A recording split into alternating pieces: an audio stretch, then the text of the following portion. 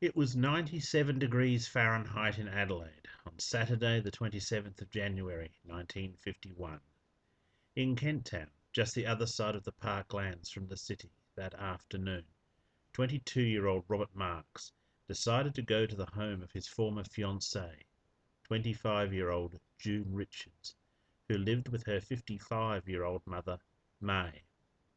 Marks, who was a small, slim, bespectacled man with long wavy hair, had gone to confront June, who had become dissatisfied with his behaviour, and asked her if she intended to marry him, after several planned wedding dates had been postponed. Her answer was no. Marks went to his car and fetched a cutlery set and a dinner set, which he gave to June. He bluntly asked for the engagement ring back, which June gave him. He then revealed he had a sawn-off .22 rifle, which he used to shoot both women. Fortunately for the two women, they were only wounded, and Marks was quickly arrested and subsequently sentenced to 4 years' imprisonment. At the same time, Leslie Arnold Glaister was playing cricket in the suburbs, unaware of the shooting which had taken place.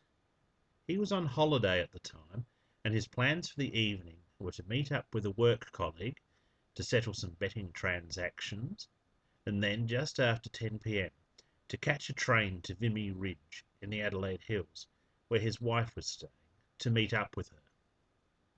Leslie Glaister had been born in Adelaide in 1911.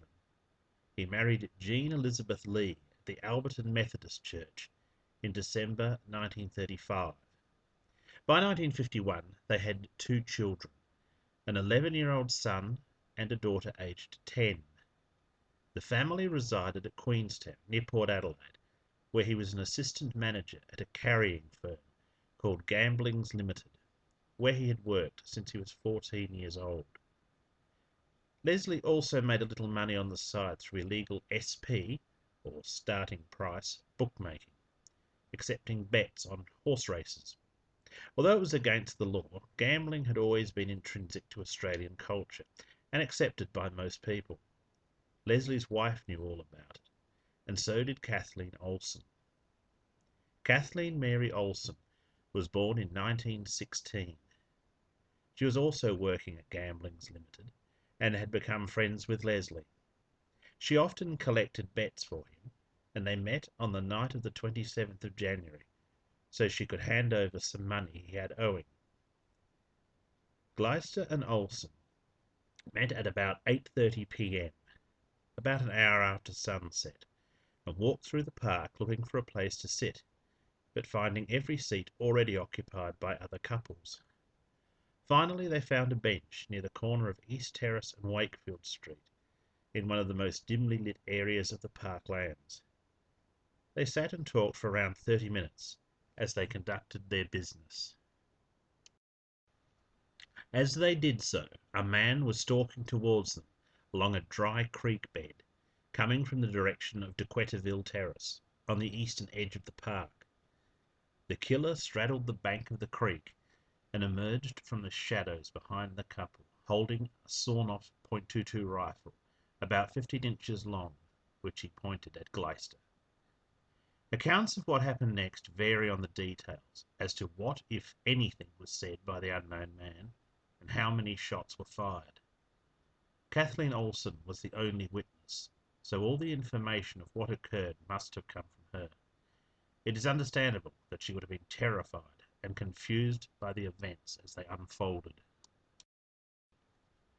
What is known is that Glaister was shot first, being hit in the back and falling forward onto the ground, as 4 shots were fired at him, a bullet having struck him behind the left ear. He lay motionless, dying, as Kathleen turned towards the sound of the rifle shot and saw the assailant for the first time. Some reports say he mumbled something about money as he fired, while others say he said nothing. The murderer then turned his attention to Kathleen, who instinctively raised her hand to her eyes when she saw the gun pointed at her.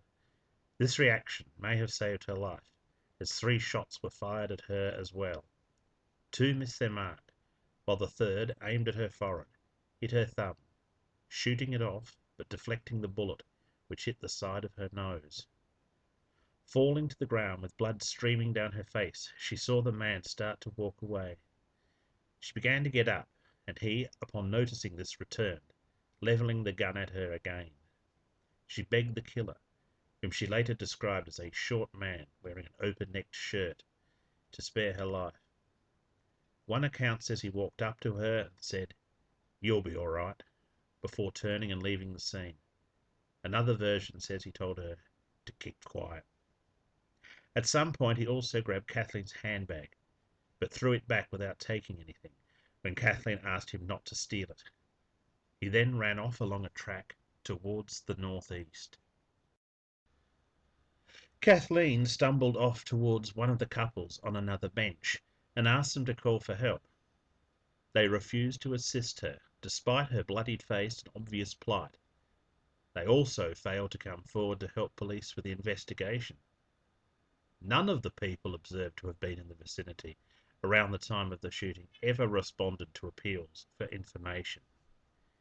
Having failed to elicit any compassion from the mystery couple, she instead staggered to Wakefield Road, where a taxi driver saw her in distress and summoned police. Both victims were taken to the nearby Royal Adelaide Hospital, where Leslie was pronounced dead about an hour after he was shot. Kathleen remained in hospital until early February, recovering from the incident, during which the bullet was removed from the back of her nose. Police, meanwhile, descended on the scene of the shooting with searchlights and began their investigation. They found some brown paper in the creek, which they believed had concealed the weapon, and a handful of .22 caliber bullets on the ground. Despite days' worth of searching in trees and through bushes, the gun was not discovered. A .22 rifle found dismantled in a rubbish bin on the Glenelg Esplanade by a rubbish collector on February the 2nd was handed to police, who established it had been stolen from the country town of Keith between January 20th and January 22nd. No further information was released about the gun and whether it was the murder weapon or not. 2 shots were heard sometime after the killing, further away in the Parklands, but whether they were fired by the killer was never established. Following the killing, there were multiple reports of gunshots which were put down to pranksters. At least 20 people reported hearing shots during the night, throughout late January and into early February, culminating in a woman being hit by a small caliber pellet as she rode as a passenger in a car on Victoria Avenue in Rose Park, the suburb adjoining the Parklands, on the evening of February 28th. Police ruled out robbery as a motive. Leslie had about £60 in his pocket when he was killed. Neither was jealousy reckoned as a cause. Kathleen was single, and Leslie's wife knew about the meeting. Kathleen had often visited the Queenstown home of the Gleisters to hand over bets she had collected on Leslie's behalf. If Leslie's SP bookbanking was considered a motive, it wasn't publicly discussed, despite 2 underworld figures having died in mysterious circumstances just 2 months prior. Gambler Lewis Zamet's death was put down to suicide. A day later, his associate, standover man George Bray, was shot in the head and dumped in Sturt Creek at Morfordville. It was initially feared that possibly a maniac was on the loose, killing at random. Police noted that the Parklands were deserted for weeks after the murder. No further killings eventuated, which belied that theory.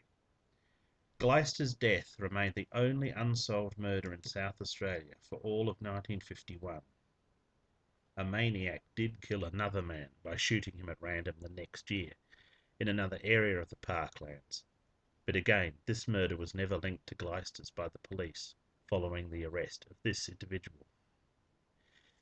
Despite the mooted possibility of a serial killer having committed the crime, the street and suburb where Kathleen lived was published in newspaper accounts of the crime. In mid-February, a man wrote to her and said he had read of her misfortune and wished to see her. When he arrived at her home, he was met by police, who took him away for questioning. He was later released when it was established that he had nothing to do with the incident and was merely trying to initiate a relationship with her. Ultimately, it was considered that the gunman had killed Leslie by mistake, perhaps a husband or boyfriend seeking another couple who frequented that area of the Parklands at night for their rendezvous. Due to the lack of illumination, it would have been difficult to make out the figures of his targets.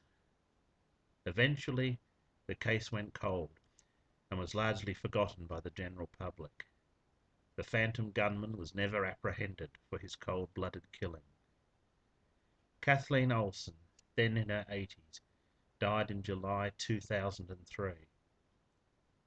Leslie's widow had passed away in March 2000 and was laid to rest at Cheltenham Cemetery, beside the husband she had been violently parted from that summer's night so long ago, when death lurked in the shadows of the Adelaide Parklands.